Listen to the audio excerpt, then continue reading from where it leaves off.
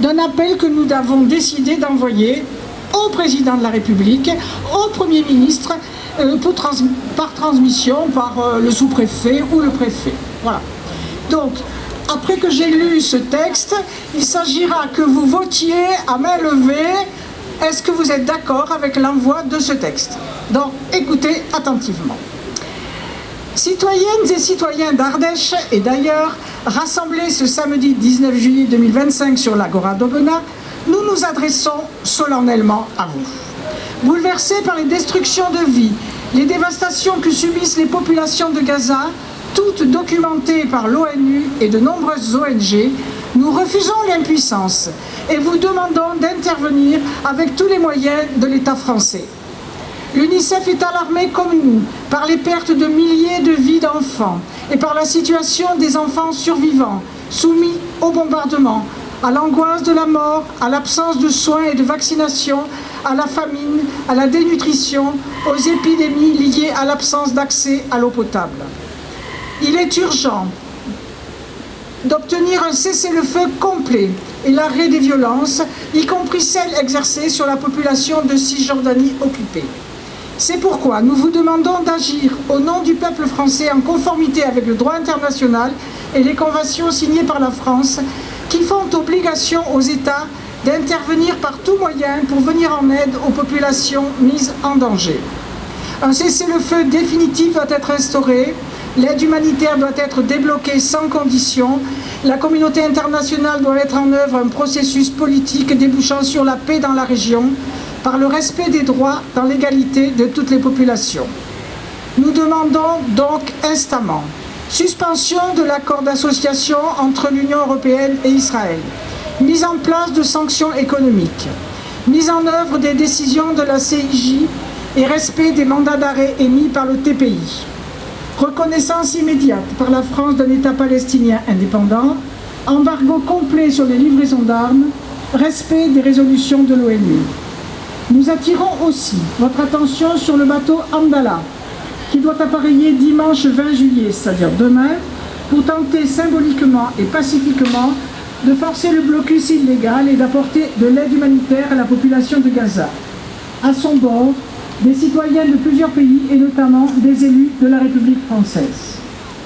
Le précédent de l'arraisonnement illégal par Israël du bateau Madeleine et l'arrestation puis l'incarcération des membres de l'équipage, des passagères et des passagers nécessitent à nos yeux que la France prenne les mesures qui s'imposent, c'est-à-dire une protection diplomatique de toutes les personnes à bord du Hamdallah, la mise en garde du gouvernement israélien contre toute action illégale et la mise en alerte de nos services diplomatiques en Méditerranée orientale afin qu'ils puissent assurer la protection du bateau et des vies à bord et la liberté de tous les passagers.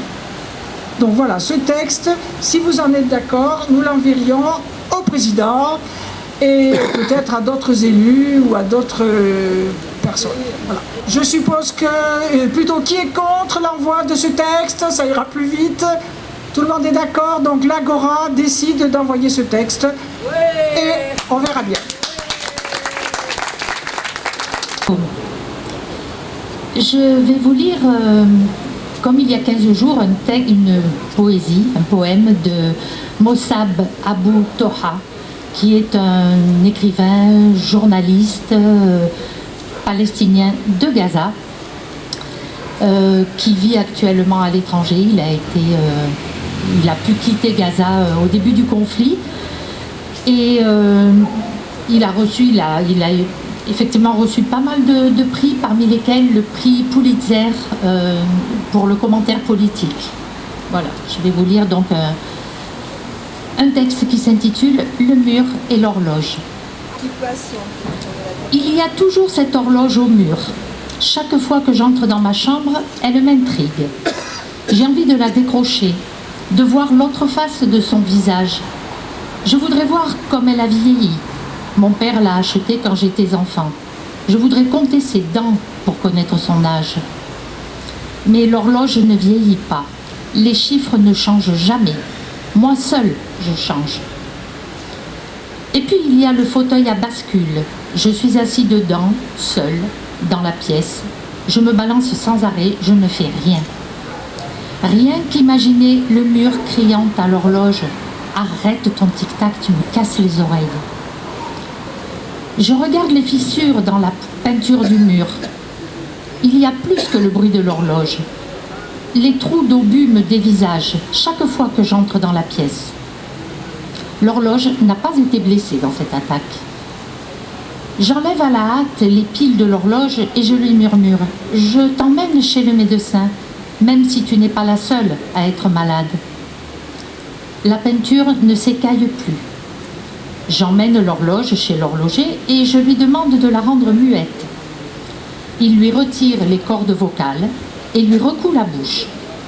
J'essaie de mettre l'horloge à l'heure, mais le chiffre 4 tombe de son visage, comme si elle avait perdu une dent de devant. 4 jours plus tard, mon frère Hudayfa meurt. Merci. Shukran. Vous savez plus ou moins tous, mais ce dimanche 20 juillet, le Andala, donc navire de la coalition de la flottille de la liberté, part d'Italie. Il fera route vers Gaza où le génocide se poursuit cet été, avec des bombardements incessants, avec la récente frappe sur une église, avec le massacre dans les pièges mortels des distributions d'aide humanitaire de Trump et de Netanyahou. L'armée génocidaire ne s'arrête pas. À bord du Andala se trouvent des avocats, des militants pour la paix et des journalistes. Et parmi eux, plusieurs Français, dont Gabrielle Catala, députée insoumise française, et Emma Fourreau, eurodéputée insoumise. Ils sont pour porter la voix de la paix et du droit international. Pour information, pour qu'on comprenne un peu le nom, le Andala est nommé d'après le personnage d'une bande dessinée palestinienne. Donc c'est un enfant réfugié qui a tourné le dos à l'injustice et a juré de ne pas se retourner avant que la Palestine soit libre. Et chaque jour se poursuit impitoyablement le massacre autour des points de distribution de la Gaza Humanitarian Foundation, imposé par Trump à la demande de Netanyahou. La principale préoccupation de Netanyahou, cela est public, est d'éviter la chute de son gouvernement. Pour cela, il doit empêcher ses ministres d'extrême droite, Ben Gvir et Smotrich, de rompre avec la coalition et donc leur donner des garanties. D'un côté donc, Netanyahou poursuit avec la complicité de Trump et de toutes les puissances impérialistes la comédie des négociations bidons sous l'égide du Qatar. De l'autre se renforce dans tous les domaines l'offensive militaire de l'État sioniste. Chaque jour apporte son lot d'horreur. RFI le 12 juillet cite le journal en ligne Plus 972. L'armée israélienne utilise des drones de fabrication chinoise qui coûtent environ 3 000 $ sur Amazon. Le fonctionnement est simple.